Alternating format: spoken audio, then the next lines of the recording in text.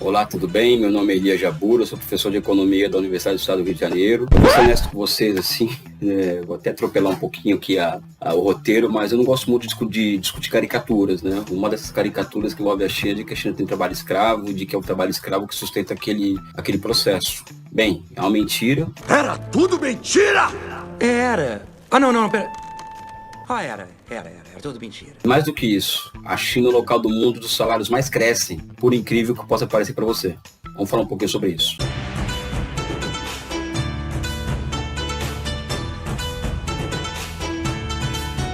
Vamos partir de uma pergunta: o que é crescimento econômico, o que é processo de desenvolvimento?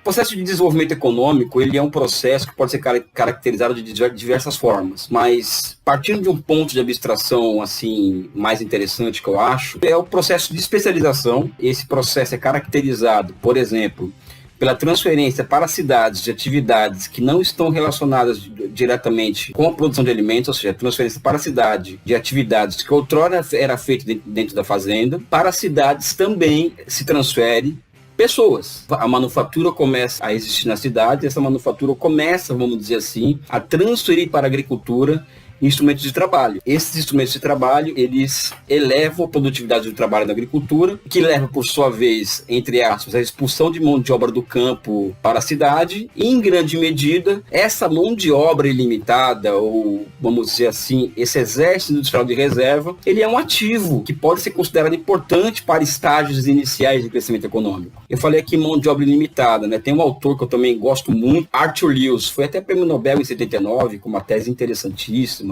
Ele fala justamente do crescimento econômico baseado na oferta ilimitada de mão de obra. E ele coloca que um país pode se beneficiar muito dessa oferta ilimitada de mão de obra, porque isso reduz custos de produção, mas isso chega num ponto em que não rola mais, ou seja, em que rola um chamado turning point lewisiano, ou seja, quando essa vantagem competitiva da mão de obra é quase que ilimitada, deixa de existir, então os salários eles passam a aumentar, vamos dizer assim, de forma intensa, ou seja, não tem mais essa benesse da mão de obra abundante, que achata salário e tal. É verdade que a China se aproveitou disso? Sim.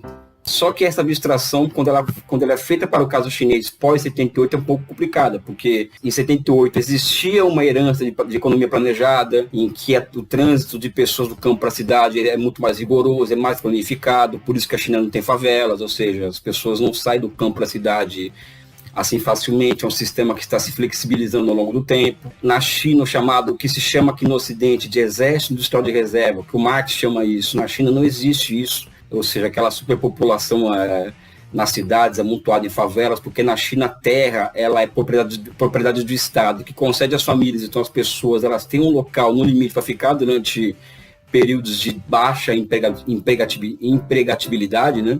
Acho que esse é o nome, né? Bora lá. Mas chega-se um ponto em que a China, sim, utiliza-se muito dessa mão de obra quase que limitada, não é? Mas uma das características do processo econômico chinês, abrindo aspas aqui, tá? Parênteses. Trabalho escravo não gera crescimento econômico, tá? Já falei no começo isso. E no caso chinês, uma das características é que desde a década de 80, o consumo popular ele foi sempre um motor, vamos dizer assim, do processo de desenvolvimento. Foi durante a década de 80 inteiro, depois o investimento passa a ser o motor do processo de crescimento, até porque o crescimento econômico tem motores, né? Então, uma hora o consumo, outra hora o investimento, uma hora pode ser o comércio exterior, mas aí é para países menores, né? E atualmente a China está em uma vibe, vamos dizer assim, de aumentar a capacidade de consumo da sua população. E aumentar a capacidade de consumo da sua população, basicamente, aumentar salários. Eu fiz um trabalho há um tempo atrás, em que eu estudo essa tendência na China do chamado turning point lewisiano, ou seja, qual que é o momento em que a mão de obra ilimitada, a oferta ilimitada de mão de obra, deixa de ser uma vantagem competitiva na China para se tornar não um entrave ao processo de crescimento, o fim dessa mão de obra, mas um novo motor de crescimento econômico. Esse trabalho eu acabei concluindo que a China já tinha alcançado esse turning point lewisiano, os salários passaram a compor cada vez mais, vamos dizer assim, ter uma participação cada vez maior na composição da riqueza nacional, que vou abrir um outro parêntese também, que o fato, por exemplo, de uma pessoa ganhar $1 na China e o cara, para fazer a mesma coisa nos Estados Unidos, ganhar $10 não quer dizer muita coisa, tá? Até porque, por exemplo, os gastos na China com alimentação chega a 5% dos salários, com transporte é 1,2% do salário, enquanto que nos Estados Unidos os gastos com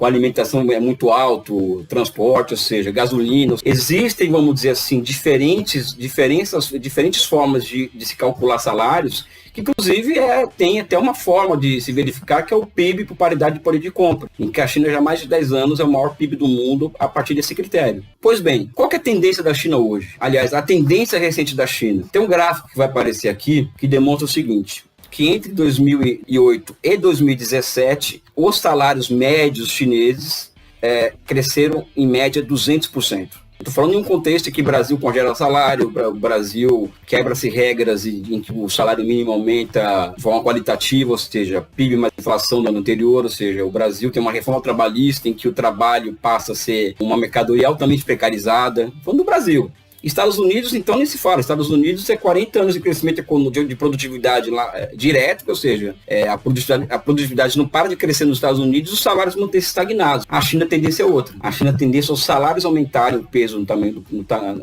na composição da riqueza nacional. E também existe na China uma outra onda, né? Que é o seguinte, nós falamos muito de direitos trabalhistas, né? Na China tem direito trabalhista, que é uma CLT muito semelhante à brasileira, a antiga brasileira, que acabaram com ela, né? Existe uma CLT na China que, há 15 anos atrás, ela tinha uma função na sociedade, que é regular o trabalho, essa coisa toda que envolve de garantia de direito, ou seja, que é o papel mesmo de uma lei, das leis trabalhistas, uma legislação trabalhista. Agora, na China, a legislação trabalhista é instrumento para outro tipo de estratégia, que é da estratégia de garantir o crescimento do mercado interno do país. Porque a China está sendo bloqueada pelos Estados Unidos, existe uma instabilidade muito grande no mundo, então a participação das exportações na composição da renda chinesa tende a cair, porque a vida não está fácil para ninguém, né? Ninguém está podendo comprar muito, né? Ou seja, o comércio internacional tem caído muito nos últimos anos. Então a China tem que apostar no seu mercado interno. Então apostar nesse mercado interno passa por utilizar da legislação trabalhista para ampliar o papel do mercado interno no processo de crescimento econômico. Ao lado disso, né, eu já falei aqui, eu acho, não tenho certeza, que o governo chinês é muito responsivo, né? O que é isso? Isso significa que a China ela tem hoje mais de 150 milhões de pessoas que são trabalhadores fabris. Esses trabalhadores eram camponeses até um tempo atrás, hoje eles são trabalhadores urbanos, e aquele camponês que fez a Revolução de 49 e tal, tem todo um histórico de revoltas camponesas na China, que é interessantíssimo de estudar. Hoje eles são trabalhadores e é a classe operária mais combativa no mundo. A China é o país onde existem mais greves do mundo. Qualquer coisa é motivo de greve. E o mais interessante é que esses trabalhadores têm ajudado a empurrar o governo chinês para um rumo interessante, vamos dizer assim, no sentido de construção do que eu chamaria de socialismo, né? Então o governo chinês ele dá respostas prontas para a sociedade, dá respostas positivas para a sociedade e para os anseios da classe trabalhadora. É o paraíso na Terra? Não. Mas também não é um ensaio de inferno como é no Brasil, como tem sido na América Latina, onde o neoliberalismo entra, que desregula o trabalho, vamos dizer assim, os trabalhadores passam a não ter garantia nenhuma. Enquanto isso, na China, existe um processo oposto acontecendo. Eu sugiro a vocês que façam pesquisas na internet sobre salários, aumento de salário, não é difícil. Observar o que acontece lá. Tá, com um olhar crítico, com um olhar necessariamente crítico, mas que em perspectiva histórica, vamos dizer assim, né, enquanto o mundo inteiro, uma grande parte do mundo caminha para desmontes de estados de bem-estar social, desmonte de leis trabalhistas, precarização do trabalho, na China os salários estão crescendo muito, é necessário o crescimento de salários na China, ao lado disso também rola algo como a construção de um imenso do que chamam welfare state, ou seja, um estado de bem-estar social, ou seja, daqui 30 anos, aliás, 20, 30 anos, eu acredito que a China vai estar demonstrando cabalmente, ou já demonstra, eu acho, mas vai estar demonstrando cabalmente a superioridade do seu socialismo ante qualquer capitalismo do mundo. Opinião particular minha, ninguém é obrigado a concordar comigo, só quero que vocês deem um clique no canal, para quem gostou do vídeo. Um forte abraço a vocês, um beijo no coração de todos, até mais. É o paraíso na Terra? Não. Mas também não é um ensaio de inferno como é no Brasil. A minha vida aqui é uma desgraça, é problema o tempo todo, não tenho paz para absolutamente nada. A vida não está fácil para ninguém, né? Ninguém está podendo comprar muito.